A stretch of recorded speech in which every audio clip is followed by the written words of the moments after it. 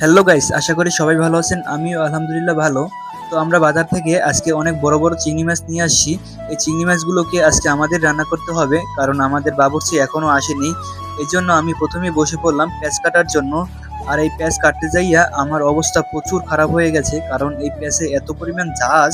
আমার চোখ থেকে দরদর দরদর করে পানি চলে আসছে। দেখেন চোখ থেকে কি পরিমাণ পানি বের হচ্ছে, অনেক ঝাঁজ। যাই হোক, আমরা প্রথমেই এই চিংড়ি মাছগুলোকে সুন্দরভাবে ধুয়ে নিলাম। এরপরে হলুদ, মরিচ এবং লবণ এগুলো দিয়ে আমরা সুন্দরভাবে এগুলোকে যতক্ষণে মাখানো না হবে ততক্ষণ মাখিয়ে নিতে হবে। এরপরে এগুলো যতক্ষণে মাখানো হবে তারপরে আমরা কড়াইতে তেল দিয়ে দেব। তো এই তেল আপনারা সামান্য পরিমাণ দিবেন। দেওয়ার পরে চিংড়ি মাছগুলোকে আস্তে আস্তে এই তেলের ভিতরে সুন্দরভাবে আম, সুন্দরভাবে দিয়ে দিতে হবে। এরপরে এগুলো যতক্ষণে দেওয়া শেষ হবে তারপরে এগুলো আবার উল্টিয়ে দিতে হবে, না হলে পুড়ে যাবে। এই জন্য সুন্দরভাবে এগুলোকে উল্টিয়ে দিতে হবে। এরপরে এগুলো সুন্দরভাবে ভাজা হয়ে গেলে একটা পাত্রে নিয়ে নিতে হবে।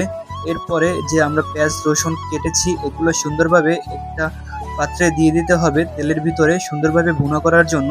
এরপরে হালকা করে হলুদ, মরিচ, লবণ এগুলো দিয়ে একটু পানি দিয়ে সুন্দরভাবে এগুলোকে কষিয়ে নিতে হবে। এরপরে যে চিংড়ি মাছগুলোকে ভেজে রেখেছি এগুলোকে সুন্দরভাবে এটার ভিতরে দিলে এরকমের কালার হয়ে যাবে। তো এই কালারটা হওয়ার পরে আপনারা কতক্ষণের জন্য এটাকে একটু ঢেকে রাখবেন। এরপরে আপনাদের কাজ শেষ। এরপরে আমরা ভাত নিয়ে নিলাম আর মাছ নিয়ে এনেছি। দেখেন কি সুন্দর একটা কালার আসছে। তো এটা খেতে অনেক সুন্দর, অনেক মজা হয়েছে। আজকে আমার রান্নার আমি নিজেই গর্বিত।